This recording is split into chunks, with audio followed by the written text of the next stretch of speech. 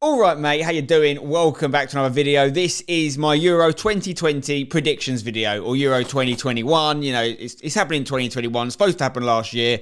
You get the gist. You know, we only get to do these international tournament predictions every couple of years, so I'm looking forward to it. Where am I going to predict England to finish? Who am I going to predict to win the whole thing? Got a few other categories in there for you as well. We're going to do top goal scorer, player of the tournament, young player of the tournament. We're going to look at some underdogs who could win it, maybe in a surprising fashion, and some people that might overachieve a little bit or catch us off guard and stand out when we don't think they would. So to start, to choose our winners of the tournament, we're going to use the UEFA website's predictor tool to go through the tournament, work out how people are doing the groups and so on until we find an eventual winner. So let's look at it. Group A, Switzerland, Turkey, Wales, Italy. Not the strongest group. Remember, the key thing about these Euros, just like in the last Euros competition in Euro 2016, is there's 24 teams in 6 groups, which means a lot of third place teams go through. So you're only guaranteed out of the group stage if you finish 4th. Some third teams will make it through, so we've got to take that into consideration. Anyway, Group A, I'm going with Italy to be the table toppers. And Italy have got an exciting young squad under Roberto Mancini. I think they're going to have a good tournament. I'm going to go with Turkey to finish second in this group. Wales as a home nation in third, maybe making out the group. Switzerland are going to be fourth for me. In Group B, we've got Russia, Belgium, Denmark, Finland. Okay, Finland are going to be rank outsiders for me. We'll put them fourth straight away. Looking at the rest of the positions, Belgium stand out as potential group winners. Hopefully for them, Kevin De Bruyne will be fit. Will Eden Hazard play his best stuff? As usual, their defence is a bit of a question mark for me, but going forward, they're a joke, obviously, with Lukaku, who's had a great season. In second place in Group B, I'm going Denmark. Keep an eye out for Denmark. I think they're looking solid, particularly in the midfield. And in third place for Group B, I'm going to go Russia. Okay? So Group C, Austria, North Macedonia, Ukraine and Netherlands. I'm going to have Netherlands top in this group, and I would have Netherlands going quite deep in this tournament if they had Van Dijk. Obviously, no Van Dijk for this summer, which is going to hurt them. North Macedonia are going to be at the bottom. Then I'm going to go Austria second, Ukraine third. Group D next, and that's England's group, and it's a tight group. I am going to go with England as table toppers, and I think it would be ridiculous if we didn't get out the group. Even if we finish third, we should still get out. So, I mean, let's be realistic. I'm trying to be realistic as much as possible, but England have to get out this group. It will be the biggest disaster maybe ever in a tournament if we don't get out this group. I'm not saying it's a really easy group, because I respect the other teams in it, but the fact that you can finish third and still get out, there's no excuses here. With the squad we've got, so England are going to top it. I'm going to go Croatia second. Obviously, there's that rivalry there. They knocked us out the World Cup semi-final. A lot of their prime players are aging a little bit past their peak now. Whereas England, I feel like we're stronger than we were in 2018. We've got new players we didn't have back then. And even the ones that are a bit older are better. We've only got 3 players in the England squad that are over 30. Kyle Walker, Kieran Trippier, Jordan Henderson. And they're only just over 30. So it's a young squad. I'm going to go, even though I love the Czech boys, the Souček and the Soufal from West Ham, I am going to go with Scotland to get out in third. I hope they do it. Obviously, I want to make sure England beat Scotland, but I am rooting for Scotland as my second team in this tournament because, as I've mentioned, I've got a little bit of Scottish in me. Group E, Spain to win it, Poland second, Sweden without Zlatan, even though he came out of international retirement, he's got injured, so he's not going to be involved. Slovakia fourth. Group F is the group of death. And this could go so many different ways. I'm very confident Hungary will finish bottom, although you never know, but we're going to go Hungary fourth. If I was a bookies, I'd probably say the winner is likely to come out of Group F, the winner of the whole tournament. I'm not saying they will, I'm saying it would be a good bet to take because 3 amazing teams. France, current world champions, got to the final last time out. Portugal beat them in the final last time out, the current European champions. And Germany, whilst they're not at their absolute pomp anymore, they've got some exciting young players coming through, along with a lot of experience as well. So it's not counting them out. Having said that, I am going to have Germany, in my prediction at least, to finish third. Okay? And this is tough, but I'm going to go France to win the group, Portugal second. Well, I really like the Portugal team. It actually scares me. Now, there's one thing that's really important to stress. Obviously, this predictor is going to see who goes through where. With England's position, you could argue it's actually worse for England to win our group. Because if we win our group, we play the second best team from Group F, the group of death. Whereas if we come second in our group, we play second place from another group. You want to avoid that group of death, really, as long as possible. Any teams from it, unless it's Hungary. The only advantage to us winning our group is it means more knockout games for us will be played at Wembley, which obviously is a home advantage, even though it's not a full capacity stadium. So personally, there is an argument to say finishing second in our group might be better for us long term to go further into the tournament. That being said, if we want to win it, we've got to be prepared to beat anyone. Right, next, we need to predict which of the third place teams are going to go through. There's 4 spots from 6 teams. We'll go Germany. Now, it's not necessarily about ability here. It's about how many points they've picked up in their group. So Germany being the best team of that 6 doesn't necessarily mean they'll be the best third place finish team if France and Portugal take a load of points off them. Does that make sense? So I'm expecting Germany to get at least 3 points because they're going to beat Hungary. Maybe pick up another point. 3 points in third spot might be enough. We're going to go Germany. We're going to back Wales. We're going to back Scotland. We're going to give Scotland a go. And I'm thinking, oh, it's Russia, Ukraine, or Sweden. Russia, Ukraine, or Sweden. I'm going to go with Russia, I think. No, I'm actually going to go Sweden. I'm going to go Sweden. Okay, so they're my best 4 place teams. Now we move on to knockout stage. So what does that mean for the games? Belgium versus Sweden. Italy versus Austria. France versus Wales. Croatia, Poland. Spain, Scotland. England, Portugal. Even though I wanted to avoid that, my predictions have made it happen. Netherlands, Germany, great game. Turkey, Denmark.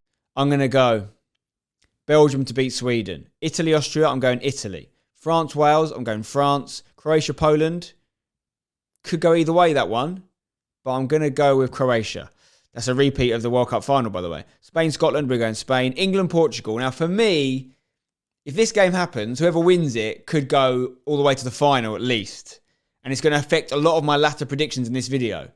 I'm really quite torn on it. I'm trying to be objective. I think both squads are very good. I think I've got real worries for England if we don't have Harry Maguire. I know if he's not back, we're probably going to play a back 3, which will make us more solid. But there will be side effects to that. And also, when you look at the Portugal front 3, you've got like Jota, you've got Ronaldo, you've got Felix. They've got Diaz at the back. You could go either way on this. I'm going to go England. And I'm probably being a little bit biased there. But I feel like we could beat Portugal on our day, even though they could definitely beat us too. But we're going to back England, even though I think either team could go far in the tournament. Netherlands, Germany, that's a tough one. I'm going to go Germany. And then Turkey, Denmark, I'm going to back Denmark, okay? So what does that mean after this? Belgium, Italy. That's actually tighter than you think, you know. And I've got a feeling Italy are going to make a bit of a run in this tournament. And even though Belgium are currently ranked first on the FIFA World Rankings, I'm going to go with Italy. Even though it hurts me, and even though it's always a Belgian, in this case, it's always an Italian. France, Croatia, we're going to go France. Spain, England. If we can beat Portugal, we can beat Spain. I'll tell you that. We're going to go England. Germany, Denmark. I fancy Denmark, but Germany will come through. What a couple of semi-finals they are. It probably won't go this way, but Italy, France, and England, Germany. I'm going France, and I'm going England. I know I'm going to get some stick for that. I know I'm going to get some stick, but it's all about this Portugal game. If it happens and we get through it, we can go the distance. But likewise, you could substitute Portugal in here. I think Portugal could beat Spain, and I think Portugal could beat Germany. So basically, I'm saying is if it goes like this, the final is going to be either France, England, or France, Portugal. But with this prediction, on one-off game, could England win it? By then, if we've got a fit Maguire, maybe even a fit Henderson as well in the team, could England win the Euros? I tell you what, we've got as good a chance now as we've ever had. I'm not saying we're the favourites, and I'm not saying we're going to do it. But I think we've got the best chance we've had in my lifetime. We had a great Euro 96 campaign. We got to the semi-finals, lost on penalties.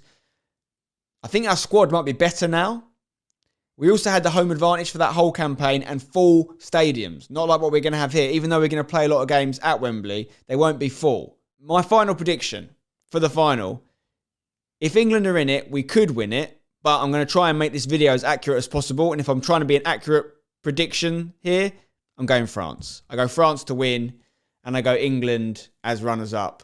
But equally, it could be France, Portugal. That's my prediction. We'll see how close I am. So we've got France as tournament winners. For my dark horses section, a team that maybe could win it, that we're not necessarily expecting to win it, I'm going to go Italy, okay? Because I think Italy are going to get certainly quarterfinals, maybe semis, maybe final, maybe go the distance. They've got a young squad. Of course, they've got the experience of the likes of Chiellini in there, but they've got people like Barella from Inter Milan, Bastoni from Inter Milan. Good, solid young players. Chiesi from Juventus. And Donnarumma, I think he's still only 22 years old. He's obviously now the number 1 goalkeeper for them. So experienced at that age. I'm not saying they're definitely going to win it. I'm just saying, as a dark horse that could win it, that isn't probably in the... I'd say the favourites right now are France, England, Portugal. In my head, they're the 3. I'd say Italy are the guys I'm going to say are a dark horse to win. And then in my surprise package section, I'm not saying these guys are going to win. I'm saying they're going to go deep into the tournament, maybe surprise a few teams along the way. For me, this year, that's going to be Denmark. They've got a good history in the Euros, traditionally. But more than that, I like their spine. Obviously, you've got Schmeichel in goal. And then we're looking at people like Christensen, just won the Champions League with Chelsea. The midfield area, Christian Eriksen, Højbjerg, Delaney from Dortmund. There is weak spots in their team, and I'm not saying they're going to win the tournament, but I think they're going to do well as one of the best of the rest, if that makes sense. Next up, it's my best player, or my player of the tournament prediction. Now, as I've predicted France to win, I think I should probably go with a French player. And for me, it's between two. I'm looking at Kante and Mbappe. Kante, if he continues the form that he's shown in the last few stages of that Champions League into the international setup with France here, he's got every chance. He'll be a very popular winner. A lot of people love Kante, myself included.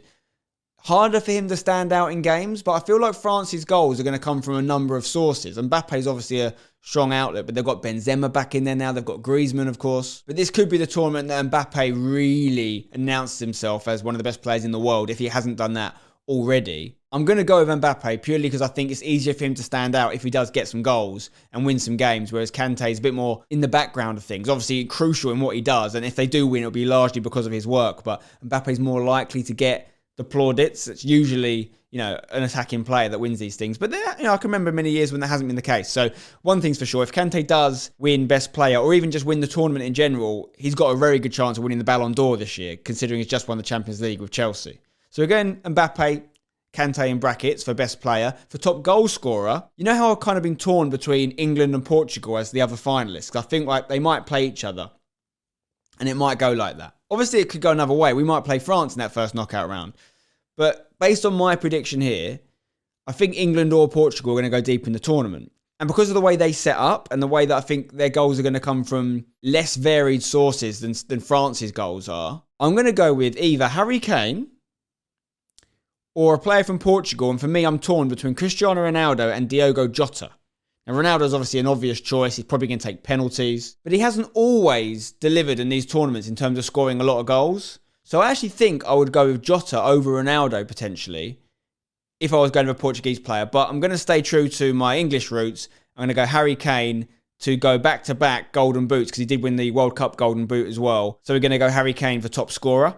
And finally, for my best young player, well, if the final is France versus England, that means England have done amazingly well. Going from a semi-final in the World Cup to a final, that's progression. Maybe the perfect setup for a year from now or a year and a half from now, the World Cup in Qatar.